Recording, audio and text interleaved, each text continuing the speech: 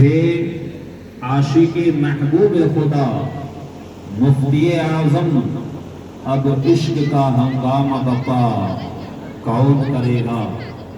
اب عشق کا ہنگامہ بپا کون کرے گا؟ اور اس دور میں بھی سب لکھتے ہیں نعت نبی، لیکن اس دور میں بھی سب لکھتے ہیں نعت نبی، لیکن تعریف نبی مثل رضا کون کرے گا؟ تعریف نبی مثل رضا کون کرے گا؟ اور کربلا مقدسہ کا وہ منظر کہ سجدے میں تھے شبیر، سر پہ کھڑا تھا قاتل، سجدے میں تھے شبیر، سر پہ کھڑا تھا قاتل، ارے اس شان سے سجدے کو ادا کون کرے گا؟ اس شان سے سجدے کو ادا کون کرے گا؟ اللہ تعالیٰ اس پاکیزہ بابرکت متبرک ذات پاک کے فیض و برکات سے ہم تمام غلاموں کو اور ہماری نسلوں کو مستفیض فرمائے۔ اللہ تعالیٰ اس بارگاہ کے فیضان کو قیامت تک جاری و ساری فرمائے، اور اس بارگاہ سے اللہ تعالیٰ ہماری نسلوں کو بھی وابستگی عطا فرمائے۔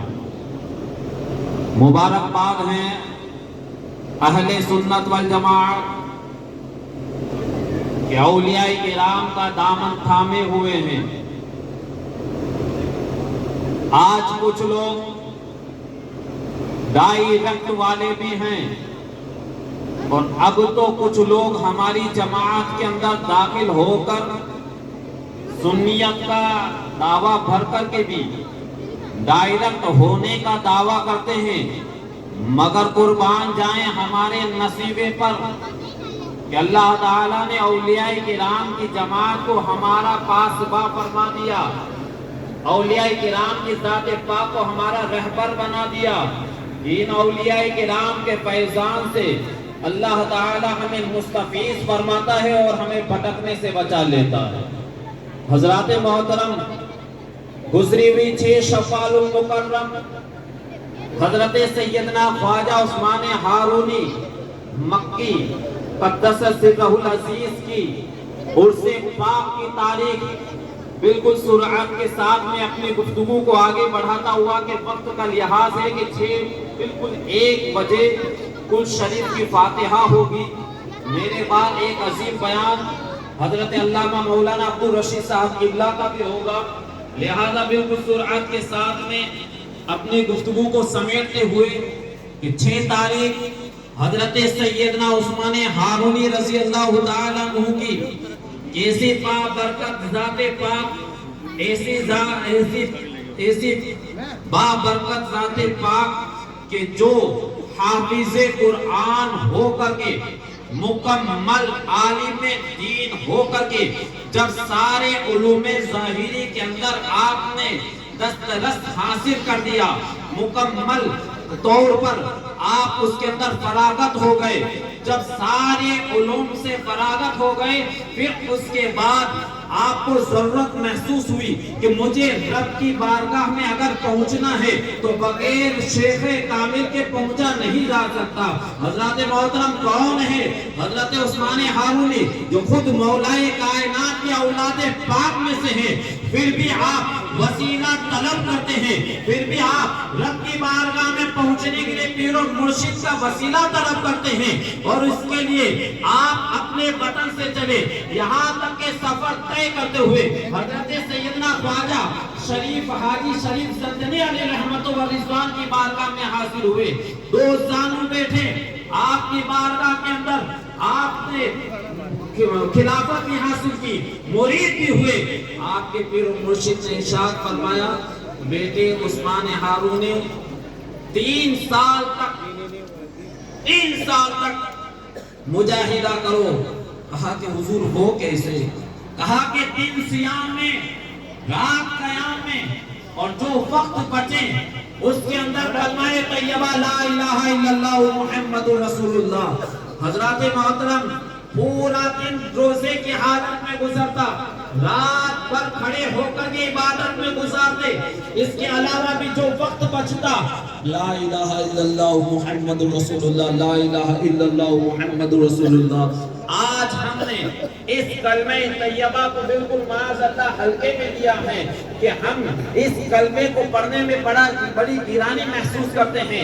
ہمارے سامنے جب کسی کے سوئم کے چنے آتے ہیں اس میں بھی کچھ مٹھی بھر پڑھے اور اپنے آپ کو علیحدہ کھینچنے کی کوشش کرتے ہیں، جبکہ نبی محترم علیہ الصلوۃ والتسلیم ارشاد فرماتے ہیں کہ سب سے افضل کلمہ کلمہ طیبہ لا الہ الا اللہ محمد رسول اللہ ہے. حضرت محترم حضرت سیدنا خواجہ عثمان ہارونی رضی اللہ تعالیٰ عنہ مکمل 3 سال تک آپ کا یہی وظیفہ رہا، لا الہ الا اللہ محمد رسول اللہ. اور جب 3 سال سے کے بعد فارغ ہو گئے تو آپ کے پیر و مرشد نے آپ کو خلافت کی گدڑی عطا فرمائی. حضرت محترم کیسے دراز منصب پر، کتنے اونچے منصب پر آپ فائز کیے گئے، اتنا اونچا منصب کہ اللہ اکبر. اب جب حضرت خواجہ عثمان ہارونی رضی اللہ تعالیٰ عنہ رب کی بارگاہ میں پہنچا دیے گئے، پیش کر دیے گئے، تو اب شان یہ ہے کہ حضرت سیدنا خواجہ عثمان ہارونی رضی اللہ تعالیٰ عنہ جب خانہ کعبہ کی طرف منہ کر کے کھڑے ہوتے ہیں، 2 رکعت نماز کی یا فرض نمازوں کی نیت کرتے ہیں، اللہ اکبر کہہ کر کے نیت باندھتے ہیں. جیسے ہی نماز سے فارغ ہوتے ہیں غیر سے آواز آتی ہے، اے عثمان ہارونی ہم نے تمہاری نماز کو پسند کیا، ہم نے تمہاری نماز کو پسند فرمایا، مانگو کیا مانگتے ہو.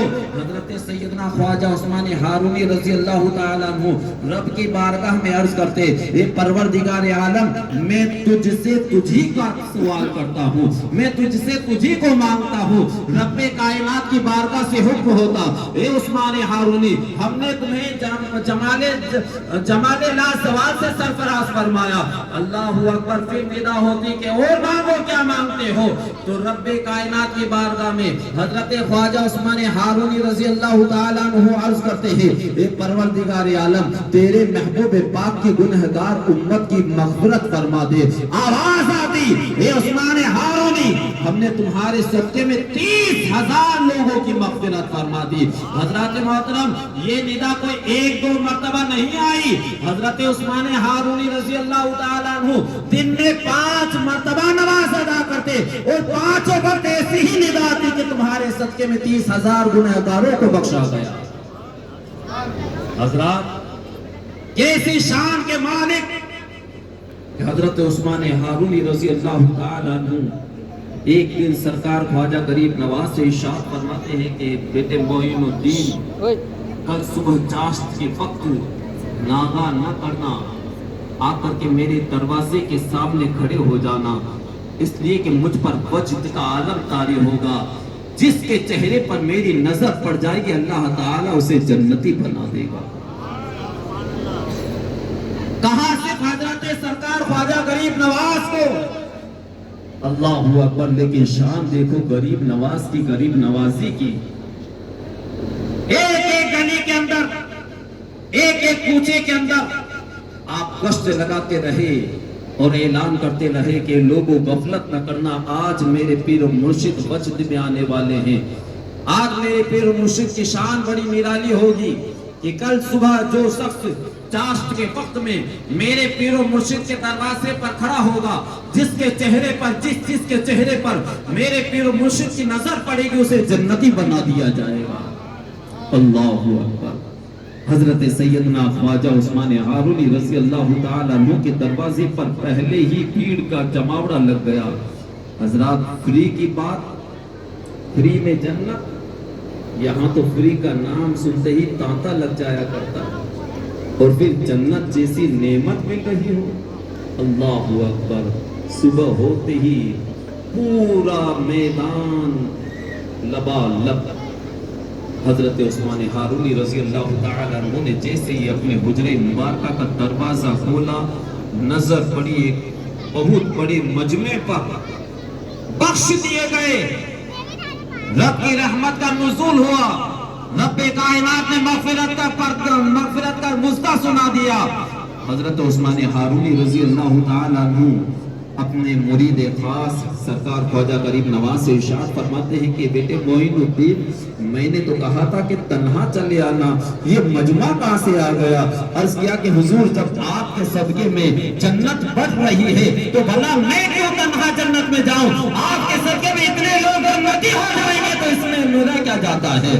اللہ اکبر، نعرہ تکبیر، نعرہ رسالت، اور سے حضور حاجرہ پیر رحمت اللہ علیہ زندہ باد۔ سبحان اللہ۔ حضرات محترم، یہ سرکار غریب نواز کی غریب نوازی ہیں۔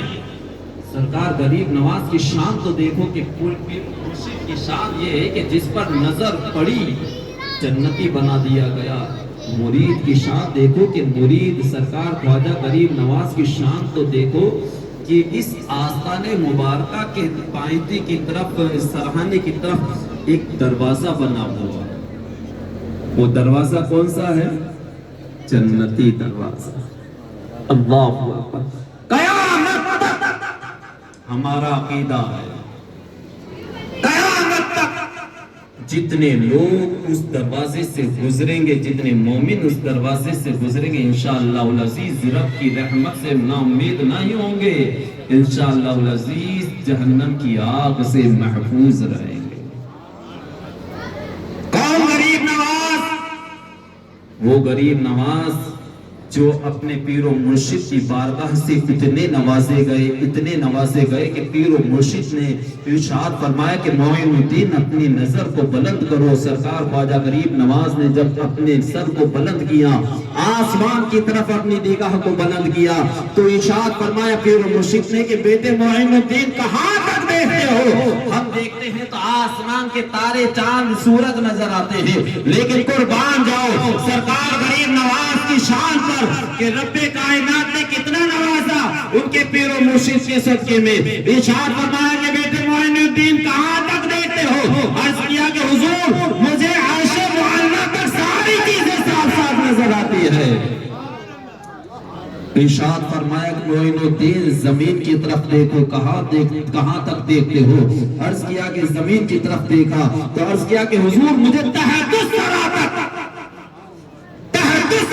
ساری چیزیں صاف صاف نظر آتی ہے۔ اللہ اکبر، دو انگلیاں آپ نے ان کے سامنے کی، ارشاد فرمایا کہ معین الدین میری دو انگلیوں کے درمیان میں دیکھو۔ اللہ اکبر، سرکار خواجہ غریب نواز نے پیر و مرشد کی جب ان دو انگلیوں کے درمیان میں دیکھا، ارشاد فرمایا کہ کہاں تک دیکھتے ہو، کیا دیکھتے ہو؟ سرکار خواجہ غریب نواز عرض کرتے ہیں کہ حضور مجھے 18,000 عالم ان دو انگلیوں کے درمیان میں نظر آ رہے ہیں۔ 18,000 عالم، یہ پوری دنیا ایک عالم، ایسے 18,000 عالم آپ نے ملاحظہ فرمایا۔ حضرات کیسے آقاؤں کا بندہ ہوں میں رضا، بول بالے ہیں میری سرکاروں کے۔ حضرات جن عثمان ہارونی رضی اللہ تعالیٰ عنہ کی تاریخ کل گزری، آج دنیا کے اندر طرح طرح کے پیغام دیے جاتے ہیں، بس اسی پر میں اپنی گفتگو کا اختتام کرتے ہوئے چلوں۔ آج پیغام دیا جاتا ہے بیٹی کو بچاؤ، بیٹی کو پڑھاؤ۔ کیا پیغام؟ بیٹی کو بچاؤ، بیٹی کو پڑھاؤ۔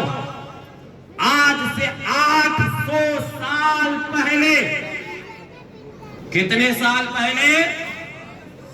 800 سال پہلے سرکار خواجہ عثمان ہارونی رضی اللہ تعالیٰ عنہ ارشاد فرماتے ہیں کہ جو شخص اپنے بیٹی ہونے پر راضی ہو، اپنی بیٹی ہونے پر خوش ہو، اللہ تعالیٰ اسے 70 مرتبہ خانہ کعبہ کی زیارت سے زیادہ ثواب عطا فرماتا ہے۔ اللہ اکبر، اللہ اکبر۔ آج پیغام دیا جاتا ہے، الگ الگ ملکوں کے اندر قوانین بنائے جا رہے ہیں، قانون بنائے جا رہے ہیں کہ بچوں کو نہ پیٹا جائے، بچوں کو نہ مارا جائے، مارو گے تو یہ سزا دی جائے گی، یہ جرم کے تحت، اس جرم کے تحت یہ دفعہ درج کی جائے گی۔ امریکہ، فرانس، برٹین، الگ الگ ملکوں کے اندر یہ قوانین بنے اور بن رہے ہیں۔ خود ہمارے ملک کے اندر بھی قانون بن چکا ہے کہ بچوں کو اگر